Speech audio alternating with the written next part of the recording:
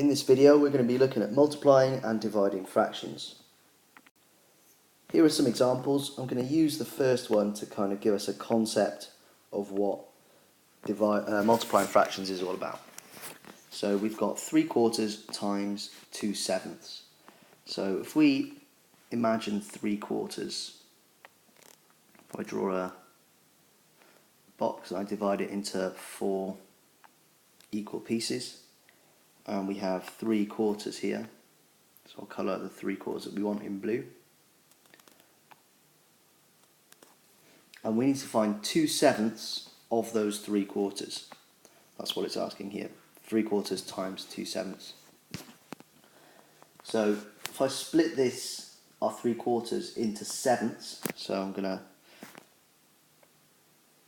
1, 2, 3, 4, 5, 6, 7. Can we see we've got 1, 2, 3, 4, 5, 6, 7. Split the 3/4 area into sevenths, and we only want 2 of those sevenths. So that's those 2. So in total we have 6 out of 28 squares. We've got 7 across, 4 down. So we end up with 6 out of 28, which simplifies to 3 out of 14.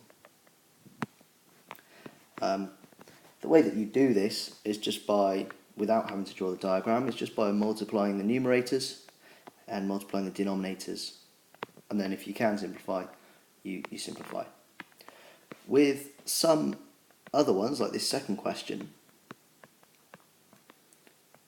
we have some more difficult calculations to do.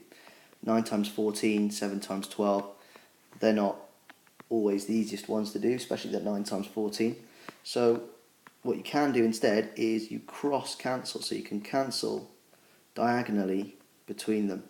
You can also cancel vertically, but I'm going to do the diagonally first. So this 7 will cancel with this 14.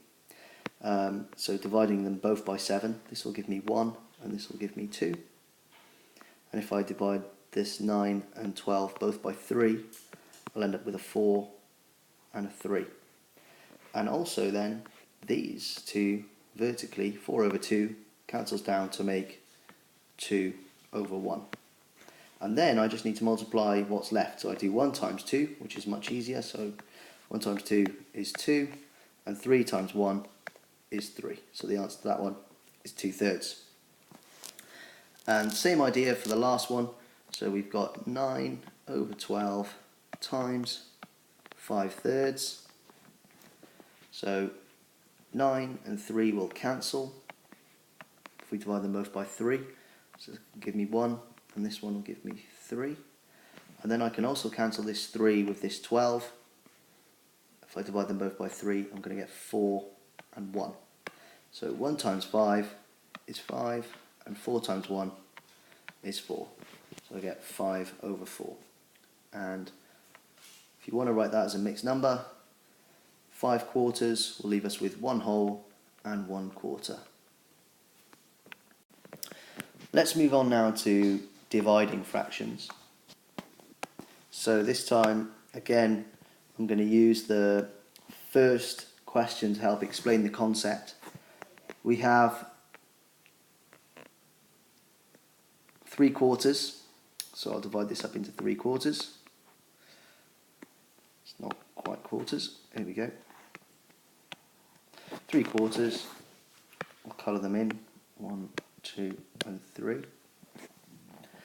And we're dividing it by a quarter, so we're seeing how many quarters go into 3/4. So we can see that in these 3/4 there are 3 1/4. 1, 2, and 3. So our answer here is going to end up being just 3. Now the way that we calculate that without drawing a diagram every time is we have 3/4 divided by a quarter. The trick here is that you flip this second fraction, so this one becomes 4 over 1, And once you've done that, you change this division sign to a multiplication sign, and then it's very much like before when we were doing the multiply fractions. So these 4's will cancel. I'll give us 1 and 1. So 3 times 1 over 1 times 1 is 3 over 1, which is just 3. Let's move on to the next one. We've got 5/6 divided by 1/3. So that's asking how many thirds go into 5/6. So again, using this method, we're going to keep the first fraction the same, flip the second fraction, and we're going to multiply. This 6 and 3 will both cancel. This will be 1 and this will be 2. And then we'll have 5 times 1, which is 5. 2 times 1, which is 2. So we get the fraction 5 over 2, which we can write as a mixed number. 2 goes into 5 twice, remainder 1, so it's 2.5. And then the final example, 3/7 divided by 9/14. We're going to have to flip that second fraction, so we'll end up with 3/7 times 14 over 9, and these are both going to cancel, so these will cancel if we divide them both by 3, and these will cancel if we divide them both by 7, and we end up with 1 times 2, which is 2, and 1 times 3, which is 3. So our final answer is 2/3.